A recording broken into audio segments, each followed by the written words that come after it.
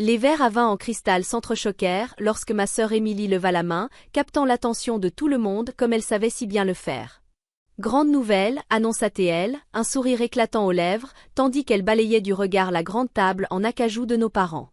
Je viens d'être appelée pour un entretien chez Innovex Technologies. Ma mère poussa un cri de joie, manquant de laisser tomber sa fourchette. Innovex Technologies. La plus grande entreprise tech de Lyon. La même dont Émilie rêvait depuis des années. Elle rejeta ses mèches blondes parfaitement méchées derrière l'épaule. Un poste de directrice marketing senior. C'est eux qui m'ont contactée. Bien sûr. Tout tombait toujours du ciel pour Émilie. Des notes parfaites sans effort, des emplois de rêve sans chercher. Un flot constant de réussite que nos parents ne se lassaient jamais de célébrer. Je restais silencieuse, poussant distraitement ma nourriture dans l'assiette, espérant disparaître. Mais dans cette famille, on ne me laissait jamais tranquille bien longtemps. Surtout quand il s'agissait de comparer quelqu'un à Émilie. N'est-ce pas merveilleux? S'extasia ma mère. Voilà ce que j'appelle une vraie carrière. Puis elle se tourna vers moi, son sourire s'affûtant. Tu devrais demander conseil à Émilie, Sophie. Peut-être qu'elle pourrait t'aider à trouver quelque chose de mieux.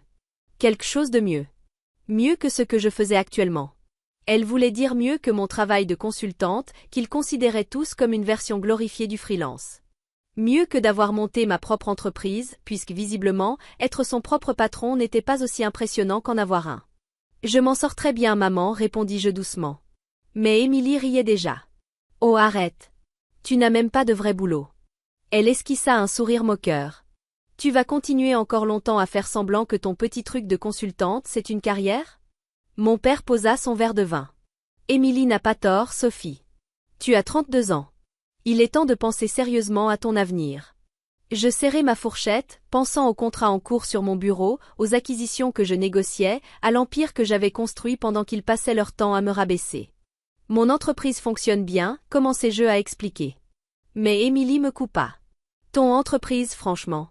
Tu travailles depuis ton appartement et tu gagnes à peine de quoi payer ton loyer. Moi, je vais devenir directrice chez Innovex. Elle se tourna vers nos parents. J'ai mentionné le salaire? 230 000 € de fixe, sans compter les primes. Ma mère faillit s'évanouir. Mon père rayonnait de fierté. Je pensais au dernier rapport trimestriel de ma société et dut réprimer un éclat de rire. C'est quand ton entretien? Demandai-je d'un ton neutre. Lundi matin, répondit-elle avec suffisance. Mais peu importe, le poste est déjà quasiment à moi. Le PDG a tenu à m'interviewer en personne. J'imagine bien pourquoi, pensais-je, en me remémorant la pile de CV sur mon bureau. Parmi eux, celui de Émilie, transmis par les RH avec une note, encore une candidate prétentieuse au melon surdimensionné. À vous de voir, patronne. Bonne chance, dis-je en me levant. Je dois y aller. J'ai une réunion tôt demain. Émilie ricana. Quoi? Quelqu'un t'a enfin acheté quelque chose, Sophie? Ma mère soupira. Tu vas continuer longtemps cette phase d'indépendance ridicule? Ton père aurait pu te trouver un vrai poste depuis des années. Je pensais à la plaque sur la porte de mon bureau. Sophie Morel, PDG, Innovex Technologies. Celle que Émilie allait découvrir demain matin. Tu as raison, maman, dis-je en rassemblant mes affaires. Il est peut-être temps que ça change. Ils ont dû croire que je capitulais enfin. Ils n'avaient aucune idée de ce qui les attendait. En rentrant chez moi dans mon appartement en attique, qu'ils ignoraient que je pouvais m'offrir, je repensais à tout ce chemin. À quel point leur mépris constant m'avait poussé à bâtir quelque chose de bien plus grand qu'ils ne pourraient jamais l'imaginer. Tout avait commencé il y a 10 ans, quand j'avais décroché mon MBA. Émilie était déjà la star de la famille, gravissant les échelons grâce à son don naturel, pendant que moi, j'étudiais discrètement les tendances du marché et les stratégies d'affaires. Quand je leur ai annoncé que je lançais mon cabinet de conseil, ils ont ri. Quand j'ai signé mon premier gros client, ils ont parlé de chance. Quand j'ai commencé à racheter des entreprises en difficulté et à les redresser, ils n'ont même pas remarqué. Il y a 5 ans, j'ai fait mon plus gros coup, racheter Innovex Technologies à travers un montage complexe de sociétés écrans et de fonds d'investissement. L'ancien PDG partait à la retraite et j'avais préparé ce moment depuis des années. J'ai changé de nom professionnel pour adopter Sophie Morel, le nom de jeune fille de ma mère, sachant que ma famille ne suivait pas assez l'actualité économique pour faire le lien. J'ai reconstruit Innovex de fond en comble, en faisant un géant technologique. Et pendant tout ce temps, ma famille est restée dans l'ignorance la plus totale, trop occupée à applaudir les exploits mineurs d'Emily, sans jamais réaliser que leur fille ratée était devenue l'une des PDG les plus influentes de la ville. Mon téléphone vibra alors que je garais ma voiture dans le garage privé de mon immeuble. Un message d'Emily. Tu devrais vraiment venir voir les bureaux d'Innovex un jour. Histoire de découvrir ce qu'est une vraie entreprise. Je te ferai la visite après avoir décroché le poste. Je souris, pensant à mon bureau d'angle, tout en haut du siège. Celui avec vue sur toute la ville. Celui qu'Emily avait visé dans sa lettre de motivation. Demain allait être très intéressant. Dans mon appartement, je relus une dernière fois le CV d'Emily. Sur le papier, il était impressionnant, bon cursus, carrière stable, solide recommandation. Mais j'avais mené ma petite enquête. Je savais les projets dont elle s'était attribué le mérite sans y avoir vraiment contribué. Les collègues qu'elle avait sacrifiés, les raccourcis qu'elle avait pris. Emily avait toujours su donner une image parfaite. Demain, elle allait comprendre que l'image ne fait pas tout. Mon téléphone vibra de nouveau. Cette fois, c'était ma mère. Ma chérie, je sais que tu dois être découragée en voyant la réussite d'Emily. Pourquoi ne laisses-tu pas ton père passer quelques coups de fil? Il n'est jamais trop tard pour commencer une vraie carrière. Je posai le téléphone sans répondre et me dirigeai vers mon bureau à domicile. Un mur entier était recouvert de magazines économiques mettant à l'honneur la transformation spectaculaire d'Innovex. La PDG la plus innovante du secteur tech, titrait l'un. Sophie Morel, la puissance invisible qui révolutionne l'industrie, proclamait un autre. Ma famille avait passé des années à me faire croire que je n'étais pas à la hauteur. Demain, ils allaient comprendre à quel point ils s'étaient trompés.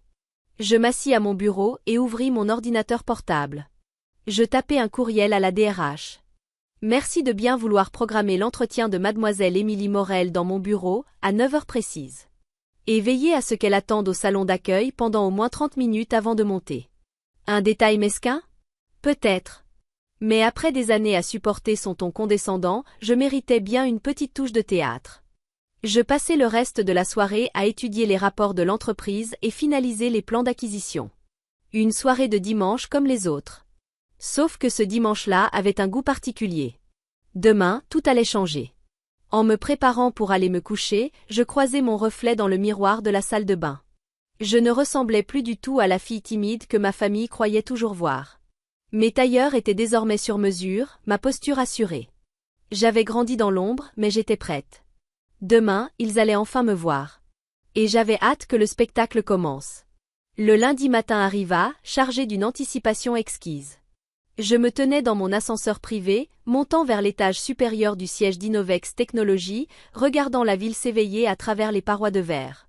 Mon tailleur Armani était impeccable, mes talons claquaient avec autorité sur le sol en marbre tandis que je sortais.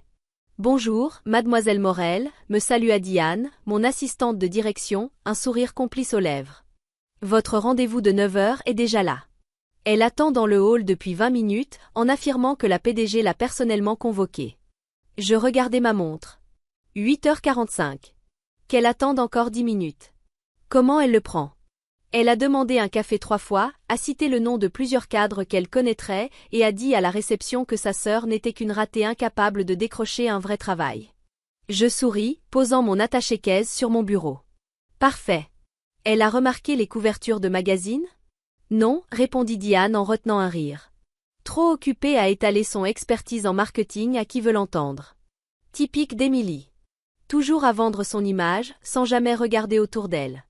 Les murs du hall étaient pourtant tapissés d'articles sur la métamorphose d'Innovex, sous ma direction. Ma photo trônait juste au-dessus du comptoir d'accueil. Mais bien sûr, elle ne l'avait pas vue. Elle ne l'avait jamais vue. Son CV mentionne des résultats impressionnants, ajouta Diane en organisant quelques dossiers sur mon bureau. J'ai vérifié. La moitié est exagérée, un tiers est complètement inventé, et le reste, ce sont des projets collectifs dont elle s'est attribué tout le mérite. Je hochai la tête. Rien de surprenant. Comme au lycée. Tu te souviens quand elle avait gagné la finale régionale de sciences? C'était mon projet.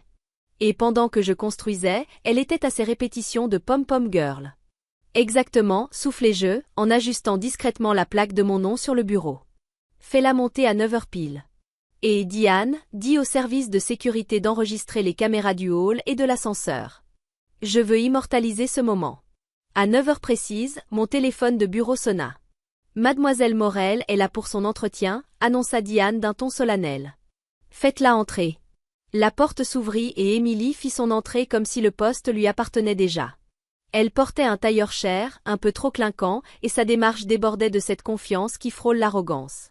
Puis elle me vit, assise derrière le bureau de la PDG. La couleur quitta son visage. Sophie, balbutia-t-elle, figée dans l'embrasure. Qu'est-ce que tu fais là? Bonjour Émilie, dis-je avec calme. Je t'en prie, assieds-toi. Nous avons beaucoup à discuter concernant ta candidature au poste de directrice marketing. Elle ne bougea pas, bouche bée, les mots se bloquant comme un poisson hors de l'eau. Mais, je suis censée rencontrer Sophie Morel, la PDG. Je pointai doucement ma plaque. C'est moi. Sophie Morel, autrefois Sophie Carter. Mais je ne suis pas surprise que tu n'aies pas fait le lien. Tu n'as jamais vraiment fait attention à ce que je faisais, n'est-ce pas? Émilie s'effondra sur la chaise en face de moi, son assurance parfaite se fissurant. C'est impossible. Tu es juste une consultante. Tu travailles depuis ton appart. En réalité, dis-je en m'adossant confortablement, je possède cet immeuble. Et plusieurs autres. Innovex Technologies m'appartient depuis 5 ans. Je sortis son CV d'un dossier en cuir. Maintenant, parlons de ta candidature. J'ai quelques questions sur les performances que tu affirmes avoir réalisées. Tu n'es pas sérieuse, murmura-t-elle, la voix tremblante. Tu ne peux pas être la PDG. T'es personne. C'est ce que vous avez tous cru, n'est-ce pas? Ma voix resta calme. Professionnelle. Pauvre Sophie, incapable de trouver un vrai travail. Une ratée qui bricole depuis chez elle. Mais dis-moi Émilie, t'es-tu seulement un jour demandé quel type de conseil je faisais? Quelles entreprises je gérais? Ou étais-tu trop occupée à te vanter de tes réussites moyennes? Elle baissa les yeux. Touchée. Je ne sais pas. Non. Tu ne l'as jamais fait. Aucun de vous ne l'a fait. Je marquai une pause. Trop sûre de mon échec pour voir ma réussite. Trop occupée à mépriser mes choix pour comprendre où il me menait. J'ouvris son dossier. Revenons à ce passage où tu affirmes avoir augmenté de 2 cents % le chiffre d'affaires de ton service l'an dernier. C'est exact, balbutia Émilie, mais je lisais la panique dans ses yeux. Intéressant. Je sortis un autre document. Parce que j'ai ici le rapport annuel de ton entreprise. Le département marketing n'a connu qu'une hausse de 30%, et selon tes anciens collègues, cette progression est principalement due à une campagne menée par ton équipe junior, celle que tu avais rejetée au départ, mais dont tu as revendiqué le succès après coup. Le visage d'Émilie passa du blanc au rouge écarlate. Tu m'as enquêté? J'enquête tous les cadres potentiels avec rigueur. Nous avons des normes très strictes chez Innovex. Je souris. Des normes qui privilégient les vraies réussites, pas l'autopromotion. À ce moment-là, mon téléphone sonna. La voix de Diane résonna dans le haut-parleur. Mademoiselle Morel, vos parents sont dans le hall. Ils exigent de vous voir. Ils sont très insistants. Évidemment. Émilie avait dû les prévenir dès qu'elle m'avait vue. Faites-les monter, répondis-je calmement. Je crois qu'il est temps pour une réunion de famille. Émilie se tortilla nerveusement sur sa chaise. Sophie, à propos d'hier soir, de ce que j'ai pu dire. Garde tes excuses, la coupai-je sèchement. Je ne suis pas intéressée par des regrets dictés par la peur. J'ai passé des années à t'entendre me rabaisser. Maintenant, tu vas écouter. Tu vas enfin découvrir qui est réellement ta sœur ratée. La porte s'ouvrit brusquement. Mes parents firent irruption, leur visage mêlant confusion et colère. Sophie, s'exclama ma mère. Qu'est-ce que ça veut dire? Que fais-tu dans le bureau de la PDG? Bonjour maman, répondis-je froidement. Je consultais simplement la candidature d'Émilie. Vous voulez vous joindre à nous? Nous parlions de l'importance de l'honnêteté professionnelle. Le visage de mon père se durcit. Assez de bêtises. Tu te ridiculises et tu fais honte à ta sœur. Je me levai lentement, laissant mon autorité emplir la pièce. Non, papa. Pour une fois dans votre vie, vous allez m'écouter. Tous les deux. J'appuyai sur un bouton de mon bureau. Le mur vitré derrière moi se transforma en un écran, affichant la croissance financière d'Innovex sous ma direction. Bienvenue dans mon entreprise. Celle dont vous entendez parler au club privé. Celle pour laquelle Émilie supplie de travailler. Celle qui fait la une des journaux pendant que vous étiez trop occupé à me dédaigner pour vous en rendre compte. Ils fixèrent l'écran, les chiffres, les acquisitions, l'empire que j'avais construit sous leurs yeux, sans qu'ils ne regardent jamais. Je me rassis. Parlons donc de ce qui définit vraiment la réussite en affaires. On commence par l'intégrité ou bien par la compétence réelle. Le visage d'Émilie perdit toutes ses couleurs. Elle comprit que cet entretien allait devenir très inconfortable. Et ce n'était que le début. Le silence dans mon bureau était assourdissant alors que ma famille restait figée devant les prévisions affichées à l'écran. 10 ans de croissance, des milliards en acquisition, ma photo en couverture de Capital, les Échos et Challenge. Tout ça. C'est à toi? Murmura ma mère en s'effondrant dans un fauteuil en cuir. Chaque centimètre, confirmai-je en faisant le tour de mon bureau. Le cabinet de conseil que vous avez enraillé, ce n'était que le début. Pendant qu'Émilie se vantait de ses postes intermédiaires en marketing, je rachetais et transformais des entreprises en difficulté. Et pendant que vous vous lamentiez sur mon absence de vrai métier, je bâtissais un empire. Mon père, fidèle à lui-même, fut le premier à retrouver la parole. Pourquoi tu ne nous as rien dit? Pourquoi garder tout ça secret? Je ris, mais sans la moindre trace d'humour. Vous dire? Comme quand j'ai essayé de vous parler de mon premier gros client? Ou de la première entreprise que j'ai sauvée? Ou de toutes mes réussites que vous avez balayées parce qu'elles ne rentraient pas dans votre vision étroite du succès?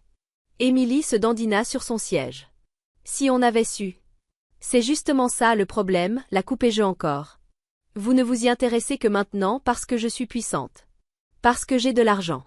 Pas parce que vous êtes fier de moi. J'appuyai sur un autre bouton. Des images de vidéosurveillance du dîner de la veille apparurent à l'écran. La voix moqueuse d'Émilie résonna dans le bureau. Tu n'as même pas de vrai boulot. Stop, implora-t-elle, le visage cramoisi. C'est bon, on a compris. Vraiment? Dis-je en la fixant droit dans les yeux. Parce que moi, je t'ai observé construire ta carrière sur des mensonges et des emprunts. J'ai parlé à tes anciens collègues, à tes prétendus référents. Je sais exactement comment tu as décroché chacun de tes postes. Ma mère se leva, lissant nerveusement sa robe de créatrice. On peut sûrement trouver une solution. On reste une famille après tout. Une famille, répétai-je en brandissant le CV d'Émilie. Comme quand elle s'est attribué le mérite de mon projet de science au lycée? Ou quand elle racontait à ses amis de la fac que j'étais une ratée parce que je ne suivais pas la voie classique de l'entreprise. J'étais jeune, protesta Émilie faiblement. On fait tous des erreurs. Oui, on en fait tous. Et maintenant, tu vas faire face aux conséquences des tiennes. Diane. Mon assistante entra, un dossier épais à la main. Les résultats de l'enquête interne que vous avez demandé, mademoiselle Morel. Merci. J'ouvris le dossier. Réalisation falsifiée. Vol d'idées. Plainte pour harcèlement au travail. Je levai les yeux vers Émilie. Tu pensais vraiment que rien de tout cela ne ressortirait lors de notre contrôle interne? Le visage d'Émilie devint livide. Ces accusations n'ont jamais été prouvées. Parce que papa a fait intervenir ses avocats pour étouffer chaque enquête, complétai-je. Mais chez Innovex, l'intégrité est non négociable. Chaque cadre est rigoureusement vérifié. Mon père s'avança, prenant sa voix de négociateur. Écoute, Sophie, on peut sûrement discuter de tout ça en privé, en famille. Tu as perdu ce droit hier soir. Quand vous êtes resté là, silencieux, pendant qu'Émilie se moquait de moi. Quand vous avez suggéré que j'avais besoin de votre aide pour trouver un vrai travail. Quand, une fois encore, vous m'avez montré que rien de ce que je faisais ne serait jamais suffisant. Je pressai un nouveau bouton sur mon bureau. La porte s'ouvrit, laissant entrer Harold Bénard, mon directeur juridique. Harold, pourriez-vous expliquer à ma famille les conséquences de fournir de fausses informations dans une candidature chez Innovex Technologies? Il ajusta ses lunettes calmement. Falsifier des diplômes ou une expérience professionnelle pour un poste de direction constitue un motif immédiat de rejet, ainsi qu'un risque d'action en justice, notamment si les anciens employeurs souhaitent déposer plainte pour diffamation ou vol de propriété intellectuelle. La contenance d'Émilie s'effondra pour de bon. Tu ne ferais pas ça? Tu ne peux pas. Je ne peux pas quoi? Répondis-je doucement. Protéger mon entreprise contre une personne au passé douteux? Appliquer nos normes éthiques? Ou bien tu suggères que je devrais te traiter différemment parce qu'on est de la même famille? Sophie, je t'en prie, intervint ma mère. Pense à ce que ça ferait à notre réputation. Comme vous avez pensé à la mienne? Je secouai la tête. Non, maman. La candidature d'Émilie est rejetée. Et je vais transmettre nos conclusions à son employeur actuel. Ils ont le droit de savoir à qui ils confient leur image. Émilie fondit en larmes. Pas ses habituels sanglots de manipulation. Non. Des larmes vraies. Celles de quelqu'un qui fait enfin face aux conséquences. Je me tournai vers mes parents. Quant à vous deux, Je vous conseille de réfléchir sérieusement à la manière dont vous avez traité vos filles. L'une, vous l'avez glorifiée malgré son manque d'éthique. L'autre, vous l'avez ignorée malgré son honnêteté et sa réussite. Le visage de mon père se durcit. Tu prends plaisir à nous humilier, n'est-ce pas? Non, papa. Je ne ressens aucune joie à faire cela. Je fais simplement ce que vous auriez dû faire il y a des années, tenir les gens responsables de leurs actes. Je marchais vers la fenêtre, contemplant la ville que je possédais en partie aujourd'hui. Vous savez ce qui est le pire? Si l'un d'entre vous s'était intéressé ne serait-ce qu'une fois sincèrement à ce que je faisais, vous auriez su tout ça. Mon nom complet est apparu dans la presse économique pendant des années. Mais vous étiez tellement convaincus de mon échec que vous n'avez jamais remarqué ma réussite. Je me retournai vers eux. J'ai une réunion du conseil d'administration à préparer. Harold va vous raccompagner. Emily, tu recevras une notification officielle par écrit. Je te suggère d'en profiter pour faire une réelle introspection. Sophie tenta ma mère une dernière fois. On peut encore être une famille, on peut surmonter ça. Je me rassis à mon bureau, saisissant un rapport. Nous serons toujours liés par le sang, maman. Mais être une famille, cela demande du respect, du soutien et de l'amour. Et vous n'avez jamais montré aucun de ces trois. Maintenant, si vous voulez bien m'excuser. J'ai une entreprise à diriger. Ils quittèrent la pièce en silence. Les larmes d'Émilie coulaient encore. L'orgueil de mes parents, lui, était en ruine. Dès que la porte se referma, Diane entra avec une tasse de café. « Ça va » demanda-t-elle doucement. Je pris une grande inspiration, les yeux posés sur la seule photo de famille que je gardais dans mon tiroir. Pas celle de mes parents. Ni d'Émilie. Celle de mon grand-père, le seul qui avait cru en moi depuis le début. Tu sais quoi, Diane? Oui. Pour la première fois depuis des années, je vais vraiment bien. Au fil des mois, les dynamiques familiales changèrent radicalement. L'employeur d'Émilie lança une enquête sur ses réalisations. Cela mena à sa démission. Mes parents disparurent des pages mondaines. Leur statut social déclina, révélant à tous qu'ils avaient ignoré leur fille brillante tout en couvrant celle qui mentait. Moi, je me concentrais sur mon travail, renforçant Innovex plus que jamais. Le milieu des affaires s'enflamma lorsque l'histoire fuita. La PDG secrète qui avait caché sa réussite à sa famille. Cela devint un symbole. Celui d'une détermination silencieuse triomphant d'une médiocrité bruyante. 6 mois plus tard, je reçus une lettre d'Émilie. Pas un mail. Ni un message. Une vraie lettre, écrite à la main. Pour la première fois, elle avait dû travailler dur, gravir les échelons sans piston, sans raccourci. Elle y écrivait qu'elle avait enfin compris la valeur d'un succès authentique. Mes parents, eux, mirent plus de temps. Mais ma mère finit par m'envoyer une lettre elle aussi. Elle y reconnaissait leurs erreurs et me demandait une vraie chance. Non pas pour connaître la fille qu'ils avaient ignorée, mais la femme que j'étais devenue. Je gardais les 2 lettres dans mon tiroir, à côté de la photo de mon grand-père. Pas parce que j'étais prête à pardonner. Mais parce qu'elles me rappelaient une vérité essentielle. La réussite ne consiste pas à prouver aux autres qu'ils ont tort. Elle consiste à se prouver à soi-même qu'on avait raison. Un an jour pour jour après ce fameux entretien, je me trouvais dans mon bureau à relire les rapports trimestriels. Diane entra avec le dernier numéro d'un magazine économique. La une. PDG d'Innovex, Sophie Morel, la force du succès discret. L'article ne mentionnait ni ma famille, ni l'entretien raté d'Émilie. Il se concentrait sur l'essentiel. L'entreprise que j'avais bâtie. Les innovations que nous avions lancées. Les changements que nous avions imposés au secteur. Car au fond, c'est cela, la vraie réussite. Pas de se vanter autour d'un dîner familial. Pas de gonfler ses résultats. Mais de construire quelque chose de significatif. Quelque chose de durable. Autrefois, ils m'avaient traité de bonne à rien. Aujourd'hui, j'étais devenue leur modèle. Leur patronne. Et cela valait bien plus que n'importe quelle vengeance.